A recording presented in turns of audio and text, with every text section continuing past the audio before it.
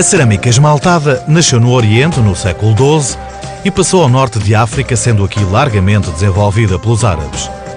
Com a invasão dos muçulmanos na Península Ibérica em 711, estes trouxeram a sua cultura e com ela o azulejo. Quando nós falamos de azulejo, temos que pensar sempre que estamos a falar de uma superfície vidrada, de uma superfície de barro, de um quadrado de barro que depois é pintado de branco e por cima do branco aparece outra pintura e por cima dessa pintura aparece o vidrado. A palavra azulejo significa uma pedra plana, lisa, polida e brilhante. O termo azul, de origem persa, remete para a pedra semi-preciosa, o lápis lazuli, também ele polido e brilhante. O termo fixa-se na Península Ibérica no século XIV e designa as cerâmicas esmaltadas hispano-árabes. Não é só decorativa, tem a função de informar, tem a função de dar a conhecer algo às pessoas que o estão a ver e, ao mesmo tempo, também é a expressão criativa de um artista. Não é uma pintura mural, portanto, quando nós pensamos no azulejo, em Portugal, pensamos sempre em grandes paredes pintadas, em grandes paredes revestidas. É um material de revestimento, mas que não é nem tecido, nem pintura mural, não é uma coisa baça, é uma coisa com uma enorme sensibilidade à luz, por causa do vidrado, e é uma matéria até difícil de trabalhar. Trabalhar no azulejo é extremamente apaixonante. Nós, ao trabalharmos com azulejo artesanal, trabalhamos com matérias-primas que nos são plásticas, que nos são muito apetecíveis, desde pequeninos, que é o barro, plastificar, moldar o barro, sempre gostamos, não é? Depois temos, os azulejos vivem connosco, nós desde que nascemos em todo lado há azulejos, a gente vai a uma igreja, vai a um fontanário, vai a um museu, temos sempre cerâmica portuguesa, azulejos. É uma coisa que tem alguma empatia. Digamos que hoje é quase inconcebível pensarmos uma construção portuguesa sem pensarmos imediatamente na azulejaria. Imaginamos, por exemplo, na aplicação dos azulejos nas nossas próprias casas, ou a forma como o azulejo foi apropriado pela construção, mesmo que, digamos, popular, ao colocá-lo nas fachadas das casas, e isso é de facto um caráter muito português. Quer dizer, é uma identidade muito própria que nós criamos em torno da azulejaria.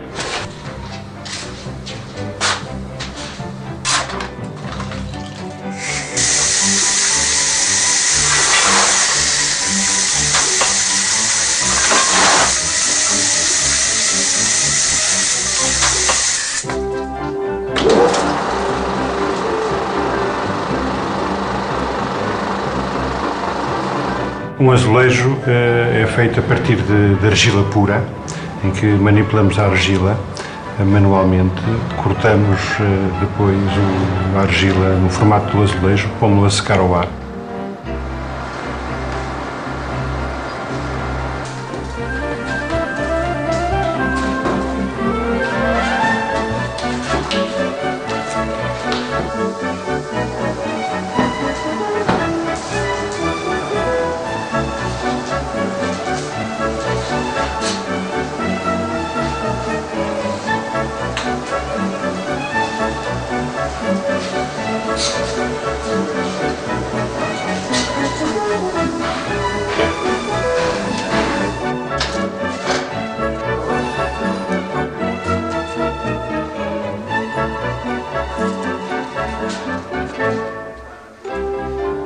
A seguir vai ao forno fazer a primeira cozedura, que se chama o chacotamento, depois é vidrado manualmente, passa para a pintura e volta ao forno, saindo já com a decoração final e com o brilho que nós estamos a ver aqui nesta casa.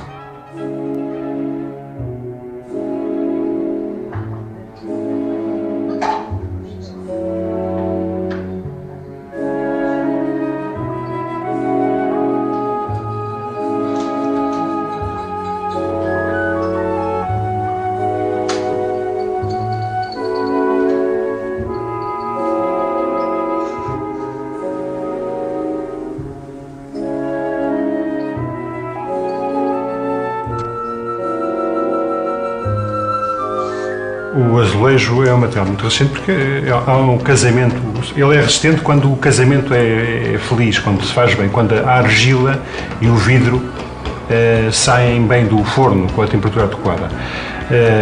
Portanto, são materiais que resistem, como se vê em Lisboa, nas fachadas, 200, 300 anos, sem problemas. É um material isolante, é um material decorativo, é um material que caracteriza os interiores, os exteriores e, de facto, é uma arte que nós soubemos tirar grande partido e, a nível mundial, Portugal é, de facto, o país que tem maior quantidade e, quem sabe, também, em termos de qualidade, um maior número de espécies. O azulejo, como nós o concebemos hoje, pode dizer-se que apareceu em Espanha durante os séculos XIV e XV, quando se tornou um material feito em série e série essa que permitia também a sua exportação intensiva. Portugal foi o maior cliente. Em Portugal, o azulejo surgiu através dos árabes e vai ser sobretudo após uma viagem do rei Dom Manuel I à Andaluzia, em 1498, para visitar os reis católicos, Fernando e Isabel. No Palácio da Vila de Sintra encontram-se os primeiros exemplares importados de Sevilha de 1508, coincidindo com as importantes obras de renovação do paço ordenadas pelo rei Dom Manuel I, fascinado pelos tesouros do Oriente e pela sua arte. E vai ser precisamente o Palácio da Vila de Sintra um dos primeiros a ser decorado nesta altura. Quando começa a utilizar-se muita azulejaria produzida em Espanha, nomeadamente em Sevilha e em Valência, desse período nós temos ainda exemplares no Paço Real de Sintra. São azulejos muito artesanais, com separadores entre as cores, primeiro de corda seca, depois de aresta, porque usavam vidrados de chumbo que se misturavam sobre superfícies lisas e, portanto, precisavam de separação e eram essencialmente azulejos seriados com motivos geométricos, portanto, motivos moriscos ou mudejares. Surgiu em finais do século XV uma outra técnica que permitia uma produção mais rápida, chamada técnica de aresta, onde o barro era colocado dentro de formas, geralmente em madeira, com o desenho reentrante. O barro era então colocado nesses moldes e, quando se retirava o barro, resultavam umas arestas que impediam que, após a pintura, as cores se misturassem na cozedura. Na sala do capítulo, no convento da Conceição de Beja, conservam-se painéis de padrões de aresta de origem sevilhana, com um esquema compositivo que lembram tapeçarias justapostas. Este tipo de azulejaria também se encontra na Quinta da Bacalhoa, em Azeitão, uma das últimas importações vindas de Sevilha.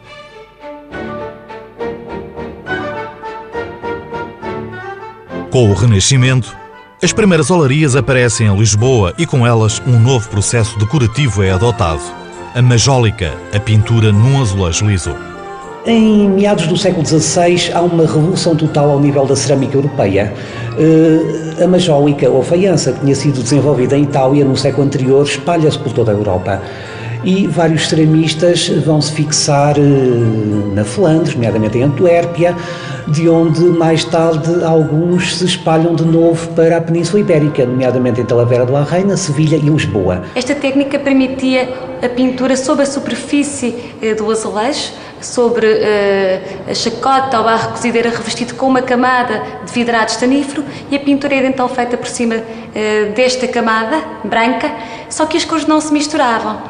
Foi de facto uma grande novidade, porque era quase como que a pintura fosse feita sobre uma tela, correspondia quase a uma pintura em fresco. Isto naturalmente conferiu uma liberdade imensa ao artista, ao criador e naturalmente à sua aplicação direta nas paredes, sejam elas interiores ou exteriores. Técnica é essa que eu gosto imenso de salientar, que foi uma técnica que nós aprendemos portugueses quando os malagueiros flamengos se instalaram em Lisboa, nessa época. E é importante isso, porque nós vimos nesse tracejado, nessa pintura, a falta de sensibilidade, aquela falta de desenho no traço da pintura, que se vê que não somos mestres, naquela altura não éramos mestres da pintura. Começámos a ser mais tarde, porque começámos a adquirir toda essa sensibilidade, toda essa experiência na pintura de azulejo, só no século XVII. Esta influência italo-flamenga e o início da técnica majólica conduz ao aparecimento de dois importantes pintores portugueses, Francisco de Matos e Marçal de Matos, pelo rigor do desenho, composição e cores, sendo notável o trabalho do primeiro na Quinta da Bacalhoa, com o painel Susana e os Velhos, de 1565. Também importante e datado de 1580 é o painel da Senhora da Vida, que decorava a igreja de Santo André, destruída pelo terremoto de 1755. Nele está representada a Natividade, o nascimento de Cristo, o poder simbólico do presépio, divulgado pela primeira vez por São Francisco de Assis. Também o que acontece em Portugal e o que acontece na Bacalhoa é a definição imediata do sítio e do propósito em que se aplica os azulejos. Por exemplo, naturalmente criados muitas vezes para serem aplicados em interiores, também eram aplicados algumas vezes em alegretes de claustros de conventos e outros espaços mais ou menos exteriores. Naquele caso passam a ser aplicados variedíssimas vezes nas partes exteriores da quinta, nas paredes da quinta, em alegretes muitas vezes. No século XV e XVI, por se ter experimentado várias técnicas e diversas linguagens decorativas, prepara-se assim o modelo para a futura azulejaria do século XVII e XVIII. Nos finais do século XVI, princípios do século XVII, Portugal vai estar sob o domínio filipino durante 60 anos, e vai ser sobretudo o clero que vai encomendar azulejos para decorar o interior dos seus espaços religiosos. O azulejo vai aparecer sobretudo em pequenas igrejas ligadas com as ordens religiosas, fazendo uma tipologia, constituindo uma tipologia própria. Da perda da independência em 1580 até à restauração de 1640, o azulejo assume a sua posição no panorama português. Mas é com a restauração do equilíbrio e da hegemonia portuguesa que ganha um novo impulso, sobretudo quando a nobreza recém-elegida e aliada do rei procura o bem-estar e inicia uma nova era na arquitetura palaciana. A passagem do século XVI para o século XVII é interessante porque deixamos de ter um azulejo erudito feito por grandes mestres e passamos a ter um azulejo, digamos, quase popular, feito em série. E nesse processo as composições geométricas têm uma extraordinária importância. A pouco e pouco o azulejo instala-se na vida cotidiana dos habitantes. E se por um lado a igreja é a principal fonte de encomenda, por outro começa a surgir também a produção de um azulejo para uso doméstico, mais barato e com função meramente decorativa, surgindo assim uns tapetes de azulejos realizados a partir de um único padrão. Estes revestimentos são compostos por 4 azulejos que se vão repetindo, produzindo um movimento decorativo, podendo decorar paredes inteiras e substituir assim a falta de tapeçarias e quadros restritos às classes sociais mais altas.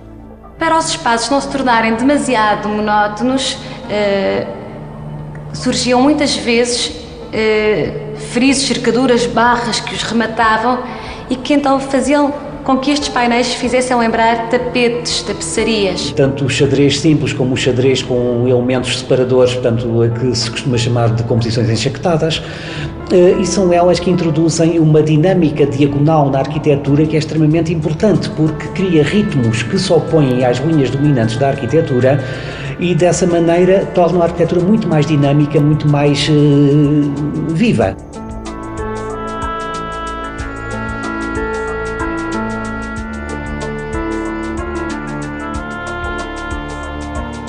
A sua pintura era, em regra, uma pintura muito ingênua, feita por artífices, pessoas sem formação académica, e as duas cores mais usadas nesta primeira metade do século XVII foram o azul e o amarelo.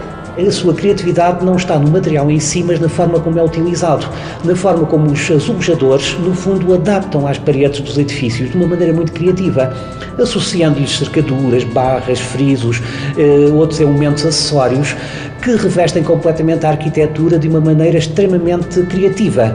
Portanto, não é um papel de parede, é uma arte que é muito bem integrada no espaço e que vive muito da capacidade de improvisação do azulejador. Os painéis nos conventos, igrejas e hospitais assumem a sua função primordial, a de esclarecer e informar a história de um santo. As cenas bíblicas, o Novo Testamento, que deve estar sempre presente nas mentes dos religiosos e das religiosas, aumentando desta forma o fervor, a devoção e a penitência cristã.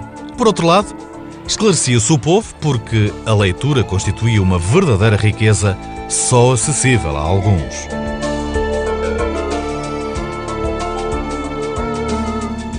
Eram painéis devocionais muito ingênuos, pintados por decoradores que não tinham uma formação artística apurada e que eram combinados também com grotescos, com frontais de altar com temática oriental, as aves e as ramagens que são tão interessantes, que mostram a grande influência que o Oriente teve na arte portuguesa desde o período. Pode-se dizer que, para além dessa tentativa de captar a nossa sensibilidade, de nos atrair e de nos chamar, o azulejo tem também uma função pedagógica, um pouco como tinha a escultura românica que se colocava nos portais, de ensinar ao crente as verdades essenciais de muita doutrina do catolicismo, não é? Aliás, há um homem da Idade Média que diz que as imagens são a Bíblia dos iletrados. No Palácio Fronteira e a Lorna, os azulejos de 1670, polícromos e figurativos na sua maioria, apresentam cenas de mitologia, representações fantásticas, alegorias, batalhas, vida cotidiana, crítica social e animais domésticos, fornecendo os elementos para o estudo social desta época. São os primeiros painéis historiados de grandes dimensões. A partir do último cartel do século XVII, após a restauração da independência, a nobreza instala-se junto ao rei e vai construir palácios, casas de campo, e estas vão ser naturalmente decoradas com azulejo. E nessa altura passa a utilizar-se um azulejo muito diferente. O exemplo mais notável é precisamente este onde nos encontramos, o Palácio dos Marqueses de Fronteira, que é uma obra construída durante os anos 60 e o início dos anos 70 do século XVII. A partir desta data, começa a predominar o azulejo azul e branco, à semelhança da porcelana chinesa que tende a circular e é cada vez mais procurada no país. E onde se procura utilizar uma linguagem nova, temática profana, com cenas mitológicas, com cenas de batalha, cenas de cotidiano, portanto, tudo aquilo que não é habitual, mas feita pelos mesmos artistas e com as mesmas dificuldades técnicas. Por isso é que estas peças são tão ingênuas, mas ao mesmo tempo tão encantadoras. Não há aqui uma arte académica e pretenciosa. Surgem sobretudo os vasos floridos, albarradas acompanhadas de aves ou associadas a golfinhos. Para decorar as cozinhas, os corredores e sacristias de igrejas e conventos, utilizam-se os azulejos mais modestos, chamados de figura avulsa, onde, e geralmente, cada azulejo representa um barco, uma flor, um pássaro ou um moinho. A sua função, também ela decorativa, revela o trabalho feito na sua maioria por aprendizes. O que acontece no século XVII é nós termos, no caso da pintura figurativa, alguns pintores que nós podíamos considerar um pouco ingênuos, que fazem uma pintura com alguma ingenuidade e aparecem, sobretudo figuração de santos, às vezes no meio dos padrões, com alguma ingenuidade, e só no final é que começam a aparecer pintores de maior fogo. Sobretudo, no final do século XVII, começam a aparecer, podemos dizer que é o início do ciclo dos mestres. Gabriel Del Barco instala-se em Lisboa em 1669 e será o mestre da azulejaria barroca, introduzindo a perspectiva, a cenografia e a teatralidade nos seus painéis figurativos, enquadrando-se já na estética do azul e branco. E eu preciso de falar do azul e branco, na passagem do Gabriel Del Barco para o Oliveira Bernardes, porque é uma moda. É uma moda que acontece no finais do século XVII e século XVIII em Portugal e também na Holanda, de tal maneira que se discute ainda hoje onde é que ela começa. E ela começa também pela influência da louça exótica, que nos surge da China, sobretudo, e que é considerada, que é chamada Companhia das Índias, mas nós sabemos que vem da China, vem através da Companhia das Índias e que nos aparece, sobretudo, aquela época do azul e branco que é fortíssima e que, em relação à Europa, é considerada uma cor de grande qualidade, como se fosse ouro. Portanto, o azul é uma cor que não só está na moda, como é considerada de grande requinte nos interiores. E então nós entramos nas igrejas todas azul e branco, pintadas em azulejo azul e branco, em grande contraste com o ouro da talha, o que dá um caráter muito especial às igrejas portuguesas e até espanholas dessa altura. No século XVIII parece haver um acordo entre a arte, a função da arte e a componente religiosa que nunca pode ser desprezada, visto que estamos numa igreja, e portanto as duas coisas parecem finalmente convergir, não é? Para nos dar então esta caixa que exteriormente não tem grande significado, não é? Mas que interiormente é de uma riqueza extrema. Com o século XVIII e no reinado de Dom João V, o azulejo barroco tem o seu apogeu. O ouro do Brasil, o fausto da corte, a nobreza endinheirada que rodeia o monarca, procura afirmação e enriquece o seu palácio, promovendo novas encomendas e embelezando o espaço vivencial. Há conjuntos extraordinários na primeira metade do século XVIII. São Vicente de Fora, por exemplo, apresenta o maior conjunto de azulejos barrocos aplicados num único edifício em toda a Europa. Grandes painéis a azul e branco com cenas do dia-a-dia, fábulas, temas religiosos com molduras onduladas bem típicas do período joanino, dão ao observador uma visão cênica como se estivesse num teatro. O azulejo caminha desta forma para o rococó. Nas igrejas e nos conventos, aumenta o uso do azulejo, não com uma função decorativa, mas com a capacidade de transmitir conhecimentos aos crentes. A temática fundamental é a mariana, com a descrição da vida e das múltiplas representações de Nossa Senhora, encontrando-se temas bíblicos do Velho e Novo Testamento, representações do Gênesis, sobretudo da criação do mundo.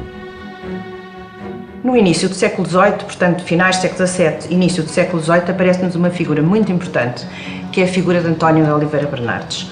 Nós estamos aqui na Casa de Santa Maria, onde foi colocada uma capela da autoria de António Oliveira Bernardes e que é, de facto, um pintor que vem da pintura de Cavalete. O Oliveira Bernardes é um pintor que domina amplamente todas as técnicas de pintura, as técnicas de perspectiva, as técnicas de construção da figura humana, portanto, é um homem que sabe desenhar, podíamos dizer isso em termos de hoje, mas também que tem qualidades de pintura muito interessantes. E se nós verificarmos e se nos aproximarmos de uma destas imagens, destas figuras, nós verificamos que o Oliveira Bernardes utiliza vários tipos de técnica, usa o pincel grosso, o pincel que dá as feições das figuras sem ter necessidade de recorrer ao contorno, portanto usando a mancha como elemento expressivo, e vê-se isso em toda a pintura dele, ou o traço, e portanto conseguindo nessa pintura efeitos de pintura a óleo, efeitos fantásticos de claro escuro, de profundidade, nós conseguimos de volumes, os panejamentos e os tecidos são dados com grande vigor, todo o ambiente que ele cria à volta das figuras, as paisagens, de facto, estão relacionados com toda a pintura europeia de então, apesar de serem só azul e branco.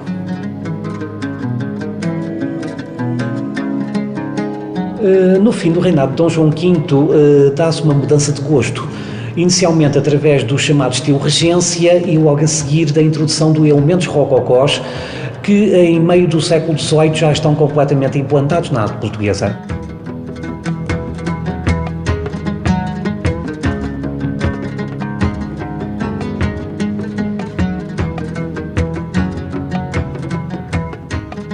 As figuras de convite representam uma outra faceta da azulejaria do século XVIII muito importante, que é, e que não falámos ainda muito, que é a decoração dos palácios e das casas.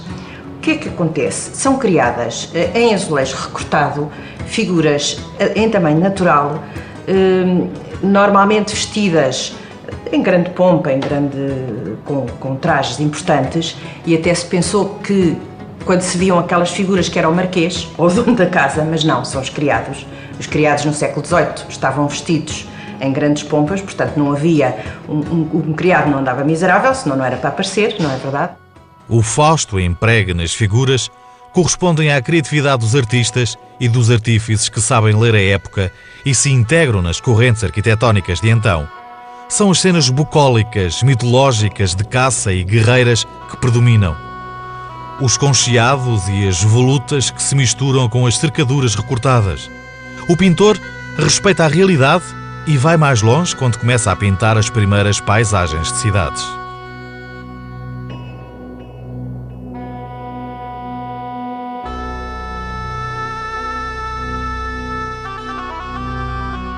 A Grande Vista de Lisboa, anterior ao terremoto de 1755, é um quadro que desenha a cidade.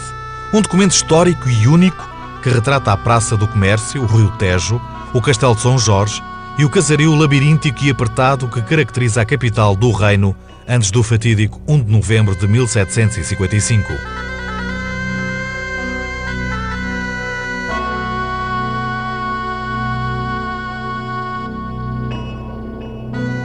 A reconstrução do país obedece a novas regras. O Marquês de Pombal, ministro do rei Dom José I, impõe racionalidade e termina com o Fausto e a espetacularidade. O azulejo assume um papel mais discreto com o regresso aos painéis de forma retangular. O fim torna-se mais funcional e menos artístico. Nesta altura também se desenvolve uma produção em série chamada Padronagem Pombalina, de espírito muito mais racional, depurado, que no fundo está ao serviço da reconstrução pombalina de Lisboa e da arquitetura muito mais racional dessa época, que é uma arquitetura feita em série, antissísmica e não luxuosa, onde o azulejo passa a ter um papel, digamos, mais utilitário do que no passado e por isso também muito inovador. Nas fachadas das habitações e sobretudo em Lisboa, alguns registros de santos são colocados sobre a porta da entrada ou por cima das janelas, porque o medo de que viesse a acontecer outro terremoto ainda existia nas mentes dos infelizes lisboetas, que tudo fazem em nome da devoção e do fervor religioso. O novo azulejo adota as cores do roxo e do manganês e, sobretudo, os da Quinta dos Azulejos, usados no jardim com a temática historiada, revestindo os tanques, os bancos e os arcos.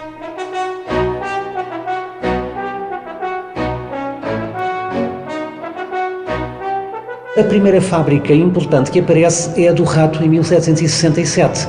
É uma criação do Marquês de Pombal, mas para produzir louça fina, porque azulejos não fazia falta uma nova fábrica, porque havia uma produção intensíssima nas oficinas tradicionais.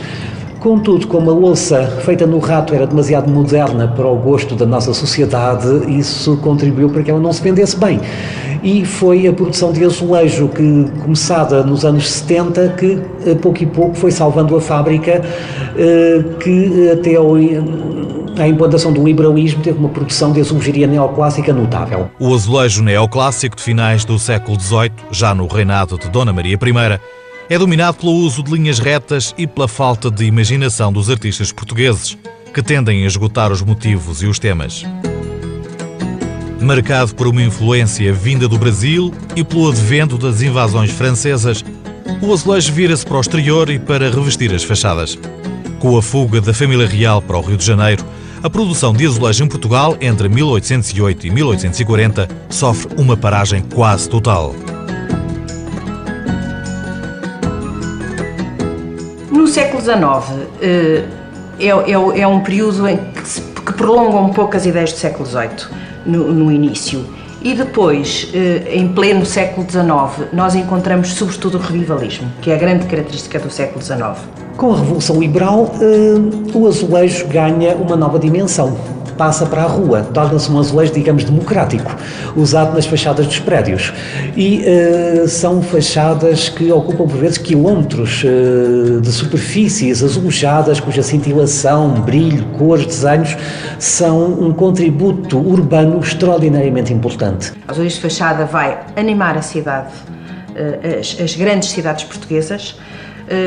Ela dá às cidades portuguesas uma cor e uma animação que, mais uma vez, se sobrepõe a uma arquitetura austera, a uma arquitetura que não é muito elaborada, muitas vezes uma arquitetura até pobre, e a azulejaria cria um elemento no urbanismo português essencial. Há uma moda, mas uma moda de aplicação da azulejaria em todo o país, que eu estou a pensar no final do século XIX ou no início do século XX, as fachadas que vão ser animadas por cores e brilhos transmitidos pelo azulejo. E por vezes também algumas criações de caráter romântico, como os painéis de um pintor o Luís Ferreira, que era um pintor de tabuletas e por isso ficou conhecido como o Ferreira das Tabuletas, que é o nosso romântico mais original, desde os painéis que ele fez para a Cervejaria Trindade, em Lisboa, a fachadas do Largo Rafael Bordal Pinheiro, ou a fachada da própria fábrica Viúva Lamego no Largo do Intendente, e tantas outras são criações admiráveis de uma fantasia, de uma criatividade extraordinária. Neles estão representadas as estações do ano, as virtudes, a indústria, o comércio e a agricultura. Do ponto de vista sociológico, talvez seja interessante focar que a azulejaria de fachada, que não havia no século XVIII, havia alguns apontamentos, os pequenos apontamentos de santos nas fachadas, mas não havia uma azulejaria de fachada enorme, não é? Ela no século XIX aparece como uma característica não da nobreza, mas já de classes sociais em extensão, que copiam um pouco o tipo de decoração parietal dos palácios e a transportam para fora para mostrar. Enquanto a nobreza não necessita de mostrar a sua riqueza, se calhar outras classes sociais têm necessidade de mostrar a sua ascensão social e então a azulejaria vem para fora. No início do século XX, convivem dois estilos na azulejaria cujos temas são bem diferentes. Por um lado, o espírito da arte nova, que corresponde ao clima da Belle Époque, com a representação da vida vegetal e da feminilidade, em que os lírios e cisnes representados se concretizam em linhas ondulantes e se associam a figuras femininas, e por outro, a azulejaria historicista, que assume o seu grande papel com o Estado Novo e atinge o seu esplendor nas estações de caminho de ferro.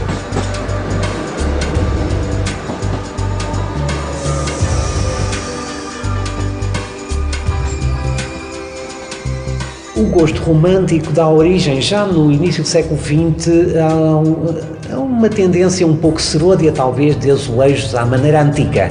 Os azulejos historicistas, revivalistas, das quais o mestre consumado foi Jorge Colasso, mas outros artistas também se distinguiram e foram eles que fizeram trabalhos muito interessantes que nós às vezes consideramos de um gosto um pouco kitsch, um pouco piroso, mas que os estrangeiros adoram, que são os azulejos das estações dos caminhos de ferro e de alguns mercados. A azulejaria dos caminhos de ferro constitui um verdadeiro espelho do revivalismo.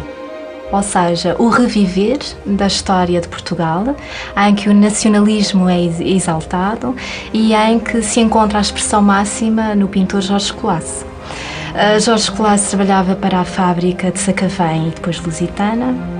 Foi um pintor muito importante para a década de 20 e a década de 30, sobretudo porque ele conseguiu, através dos seus painéis de azulejos, nomeadamente na Estação de São Bento, em que se vê a monumentalidade, as grandes figuras que deixavam transparecer a força da nação na altura, a glorificação do passado, e então vemos um Dom João I, uma Rainha Filipa de Lencastre, a entrarem com aquela majestade toda, não é?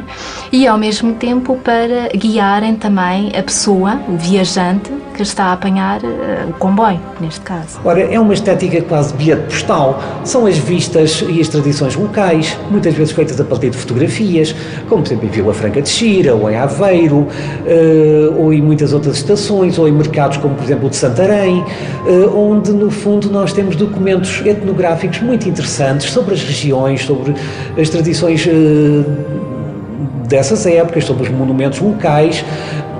Portanto, há uma tendência para revestir estes edifícios de azulejaria que lhes dá um caráter, digamos, português, tradicional.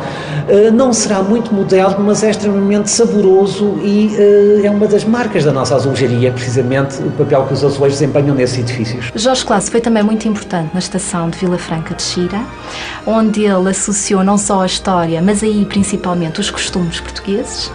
E encontramos as chamadas não figuras de convite, as barrocas, portanto, do século XVIII, mas temos também aí a expressão de algumas figuras de convite, que são as pessoas a dar as boas-vindas, as pessoas a guiarem portanto, quem apanha o comboio, e portanto é um azulejo não só decorativo, também tem a função de informar, tem a função de dar a conhecer os postais, as vistas mais bonitas da região, e é associado também a esse tipo de azulejo um gosto contemporâneo, mas com com todas as características de um azulejo setecentista.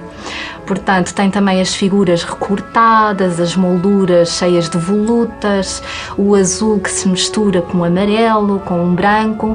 Portanto, dá uma grande vivacidade não só à estação de Caminhos de Ferro, como também ajuda a que aquele momento de espera, em que a pessoa está à espera de que o comboio venha, não é? Ajuda a que a pessoa se distraia e que a pessoa aprenda também um pouco o que é que existe na zona, na região.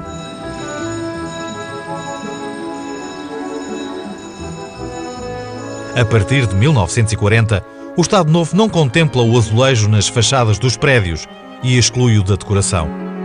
Já nos anos 30, a Câmara de Lisboa contribui para o desaparecimento do azulejo nas fachadas exteriores. O período médio do século XX é um período negro na azulejaria portuguesa, porque com a implantação da arquitetura dita Estado Novo, o azulejo passou a ser considerado como um adereço menor e pouco digno. A partir dos anos 50, graças, por um lado, a arquitetos que lutavam por implantar uma arquitetura moderna internacionalista em Portugal, como o Keilo do Amaral, o Fernando Távora e tantos outros, graças a eles, o azulejo regressa à arquitetura moderna através de encomendas feitas por estes arquitetos a ceramistas corajosos e ousados. Com o advento do modernismo e, sobretudo, nos anos 50, Jorge Barradas dá um novo impulso à azulejaria.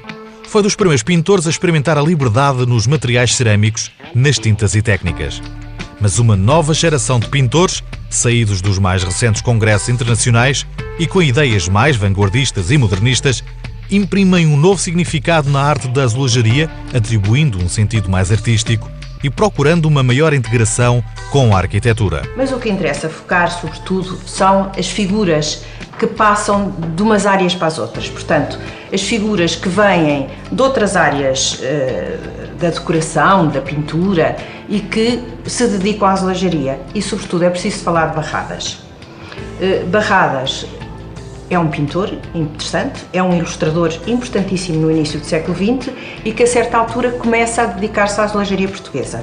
Ele faz, de facto, uma revolução na azulejaria, porque ele introduz na azulejaria portuguesa todos os elementos do modernismo e faz isso sobretudo numa importantíssima fábrica de Lisboa, a Viúva Lamego, onde ele criou uma escola, uma espécie de uma escola e que ainda hoje muita da azulejaria das nossas estações de metro é fabricada aí. As melhores expressões criativas para esta década de 50 e 60 são expostas no Metropolitano de Lisboa, em que foi pedida a um conjunto de pintores, com as mais variadas tendências e estilos, a tarefa de decorar as principais estações.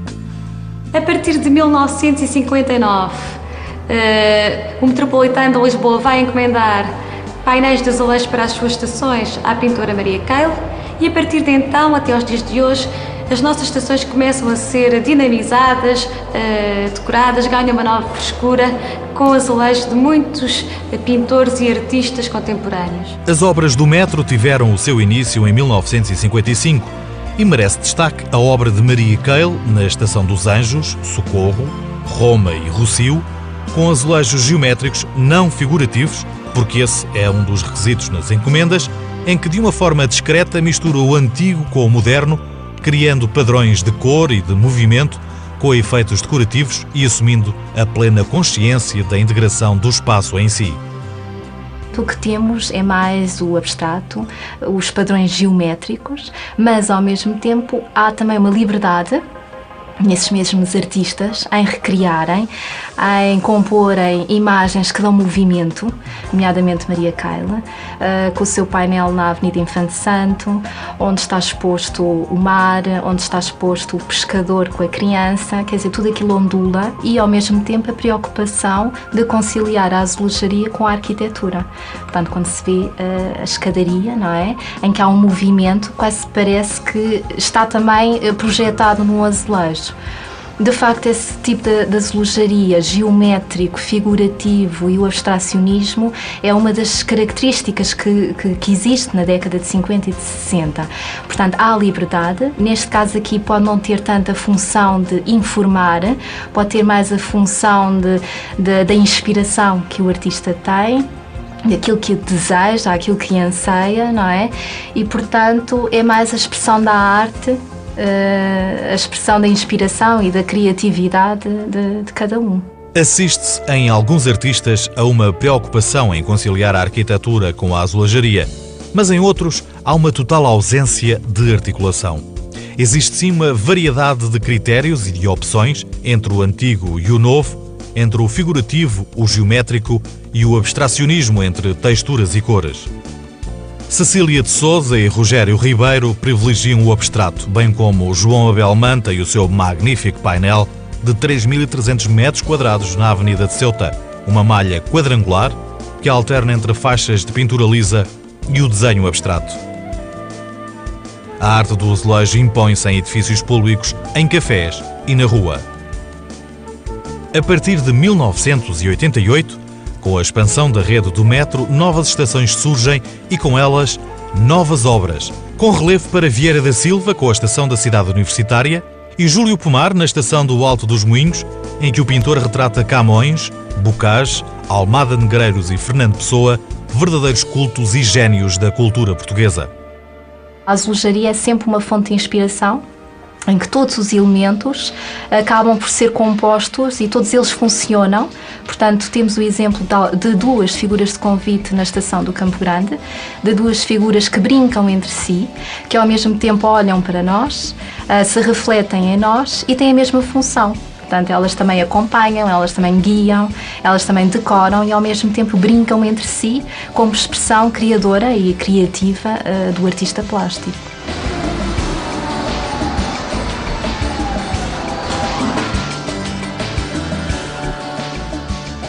A Estação de Carnide foi, digamos, a minha primeira obra pública grande, de grande dimensão que eu realizei. Foi um projeto que em termos de, digamos, de ateliê, andei envolvido nele cerca de 7 anos, mais ou menos. Por conseguinte, eu comecei, digamos, a idealizar a minha intervenção na Estação de Carnide, ainda a Estação de Carnide não estava feita, não estava concluída, digamos. Comecei a trabalhar em projeto. O azulejo surge sempre que há, de um modo geral, trabalhos em obras públicas, porque o azulejo é uma matéria, é um material resistente e, sobretudo, um material que exige pouca manutenção, que é o caso das coisas públicas, portanto, o pó, a sujidade, etc, etc. E, por conseguinte, é uma boa técnica para estas situações.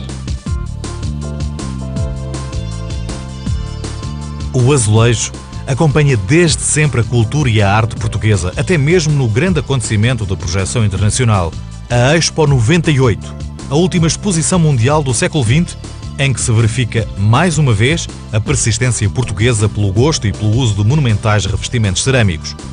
Estes conjugam a versatilidade artística, a técnica e a fácil adaptação à temática que foi proposta.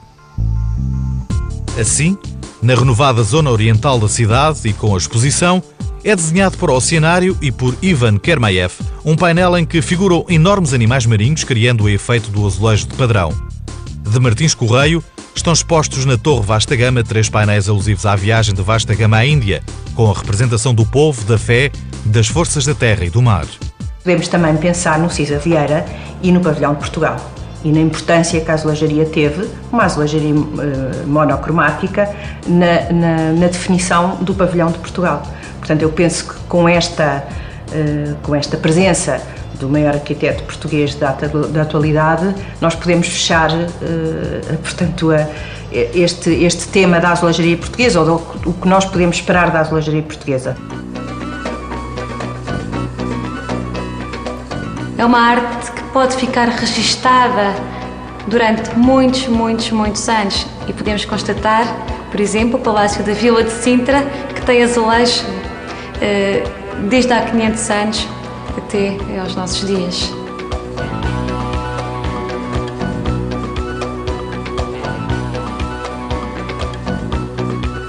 Por vezes tem sido depreciada como sendo uma pintura inferior à pintura ao óleo, às outras técnicas, pictóricas, o que é um erro de perspectiva, porque não só é uma pintura tão ou mais cuidada do que a restante, como ela é integrada na arquitetura de uma maneira cenográfica, fantasiosa, extraordinariamente criativa. Nas últimas décadas, nós voltámos a assistir a uma coisa que é comum com o século XVIII, que é o pintor que tem uma formação de pintura dedicar-se à produção de azulejos. Há muitos exemplos contemporâneos e na atualidade, como no século XVIII, de facto, o azulejo vem diretamente da pintura. Digamos que é uma área da pintura que se autonomizou. O azulejo tornou-se uma moda nos últimos anos e foi bom e foi mau. Foi bom porque permitiu a muitos artistas novos aparecerem e desenvolverem as suas obras, e a outros que já não são tão novos, mas continuam ativos.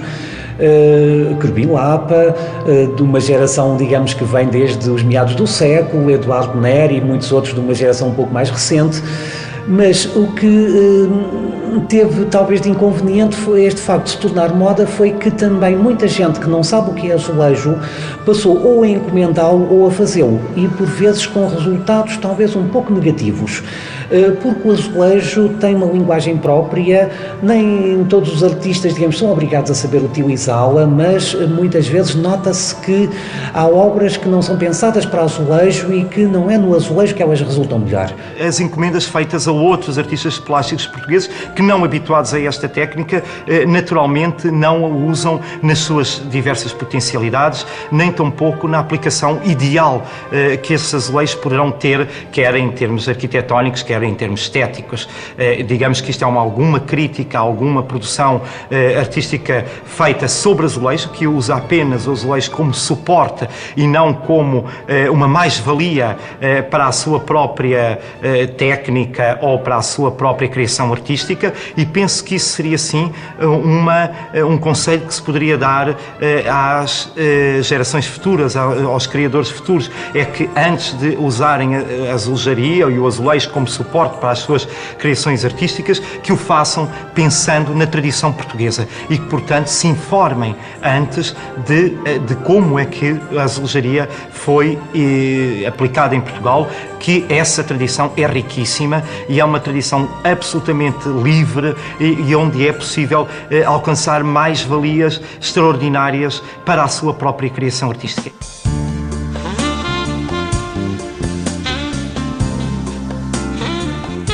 Em Portugal, hoje em dia, o pavimento e revestimento no mercado faz cerca de 55 milhões de metros quadrados por ano. Portanto, já seremos o quinto ou sexto produtor mundial de azulejos, mas onde nós somos muito considerados é no azulejo feito à mão. Aí Portugal tem uma tradição secular em todo o mundo e é reconhecido o seu trabalho. Enquanto no azulejo industrial somos um competidor, um player internacional importante, mas normal. Nos azulejos pintados à mão somos do melhor que há no mundo. O azulejo constitui assim a alma portuguesa refletida na arte, na história e no processo criativo de pintores. Sem grandes interrupções na história da arte portuguesa, o azulejo manteve-se pelo simbolismo religioso, pela durabilidade, pela combinação com outros materiais, pela luz, cor e economia, pelas informações e ensinamentos que transmitiu, pelo sentido decorativo e por constituir um elemento caracterizador da cultura portuguesa.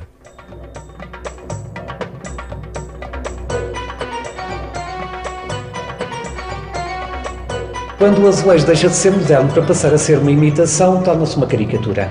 Ora, em cada época o azulejo foi modelo, esteve na vanguarda, digamos, das correntes artísticas de cada época, e eu penso que é isso que deverá continuar a acontecer no futuro. Que o azulejo não fique apenas como uma cópia do passado, saudosista, boa para vender a turistas, mas limitada, e que saiba continuar a absorver as novas linguagens criativas e toda a renovação que a arte vai tendo conforme vai evoluindo. Portanto, creio que isso é que é importante para o azulejo, é não cristalizar e continuar a ser sempre moderno em cada época em que é produzido, incluindo no futuro.